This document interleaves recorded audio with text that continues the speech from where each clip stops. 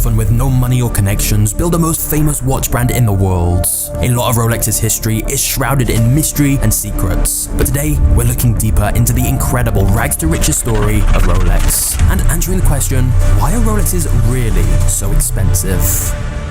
The story of Rolex begins with Hans Wilsdorf, the company's innovative and mysterious founder. Hans was born in Germany in 1881 to parents Anna and Johan Wilsdorf, and his early childhood was filled with love, laughter and happiness. But that was cut tragically short when at age 12, both his mother and father passed away unexpectedly, just a few months apart. Hans suddenly went from having two loving parents to being an orphan, and he had to go live with his uncles who sent him off to boarding school. Initially, Hans became very depressed by all this, but eventually decided to throw himself into his schoolwork as an escape. He seemed to particularly enjoy learning different languages, which would later pave the way for him to move abroad once he'd finished school. And thus, after graduating, Hans went to work in Switzerland at a company called Kuno Korten, a large exporter of a variety of different pocket watches. Since Hans spoke German, English and French, he worked as a clerk and correspondent for the firm. However, the company also manufactured some of their own watches, and so this role gave Hans a great opportunity to understand watch construction and study the watchmaking industry closely. Whilst a lot of Hans's job involved repetitive tasks like winding hundreds of watches each day, during his time there, Hans developed a deep appreciation for the craft and became obsessed with the idea of creating perfect watches.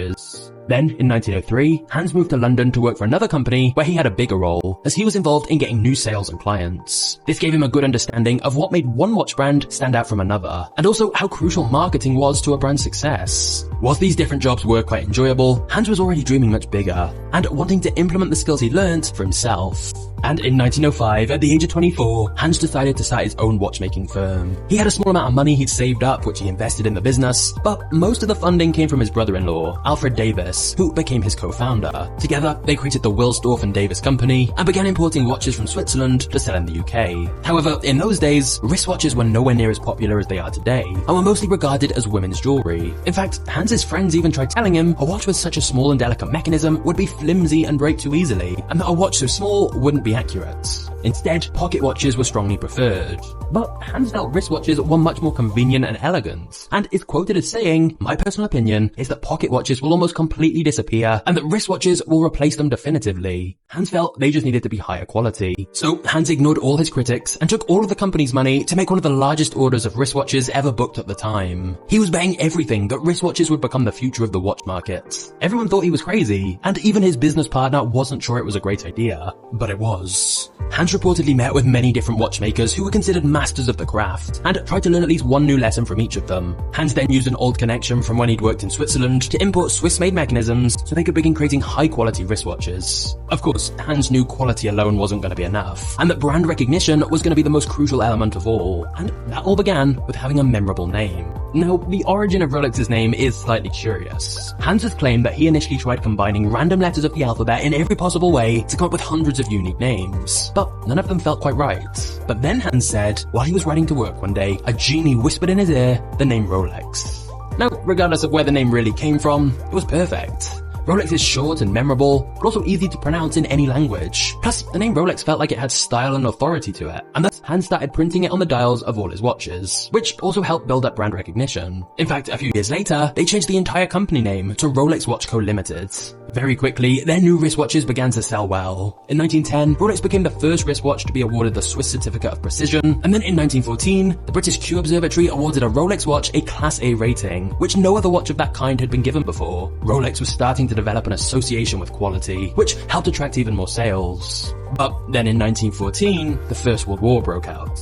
By this point, Rolex headquarters in London had more than 60 employees on its payroll and had become the export centre to every market the company sold to. However, during the war, Germany became Britain's enemy, and since Hans was of German descent with a German name and a German accent, tensions began to rise. Not just that, but the British government imposed a wartime import duty of 33% on all luxury goods. So, to avoid any conflict and to get some major tax benefits, Hans decided to move Rolex headquarters from England to Switzerland, which was neutral during the war. And thus, whilst many watch companies went bankrupt during World War I, for Rolex, it was actually a very successful time, because their wristwatches became a favourite amongst the military for their reliability and convenience over pocket watches. But undoubtedly the real rapid growth of Rolex can be attributed to Hans's marketing instincts. As early as the 1920s, Hans was putting his watches on explorers, athletes, racers, aviators, and countless other successful people, which created a connection in consumers' minds between high achievers and Rolex. Hans also ran hundreds of expertly placed ads on the radio and in newspapers, as he understood the value of product placement decades before most of his competitors would catch up.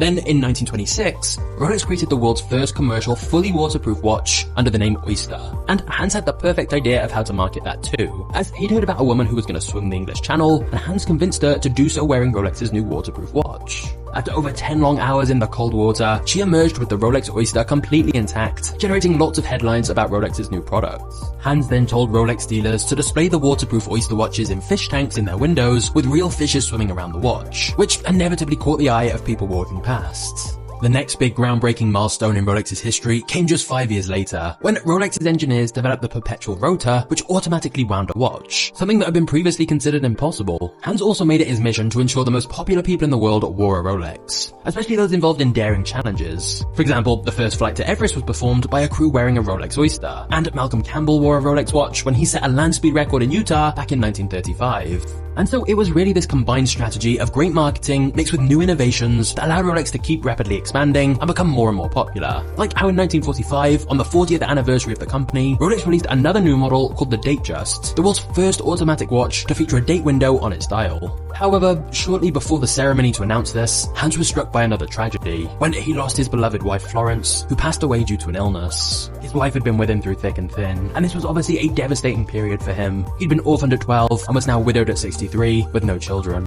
Hans was a master of watches, but not a master of time, and it was beginning to think more about his own mortality, and thus Hans spent the next few years developing a way to ensure the future of his empire that he'd built from scratch would be kept in good hands. That's why in 1946, he established the Hans Wilsdorf Foundation and transferred his 100% ownership stake in Rolex to the foundation. To this day, this organization still maintains full ownership and control of Rolex. And since it's a foundation and not a company, there are no corporation taxes on any profits. Instead, a large percentage of the money goes towards charitable causes, including education grants and the training of watchmakers. Although, it's reported not all of the money goes to charitable causes. But since Rolex is owned by the trust, there are no shareholders and no requirements to disclose its financial activities. This structure allows Rolex to maintain a very high level of secrecy. So, despite being the most well-known watch brand in the world, very little is known about the internal affairs of the company, including how the company is being managed, who exactly manages it, how much money the company is making, or what they're doing with that money. And so, some might say the foundation is merely a clever way to protect the wealth and power of Rolex and its subsidiaries. Rolex's employees also have strict non-disclosure agreements, and it's reported no photos are even allowed inside the Rolex building, and thus Rolex operates from the shadows, making it nearly impossible to critique anything Rolex does because no one really knows. What we do know is that when Hans died in 1960, the new owners of Rolex continued to help the company go from strength to strength. However, there was one major road bump in the 1970s when the quartz revolution came, which was the introduction of battery-operated watches that were more accurate and much easier and cheaper to mass produce. As a result of this, these quartz watches flooded the market, and many mechanical watch manufacturers went bankrupt.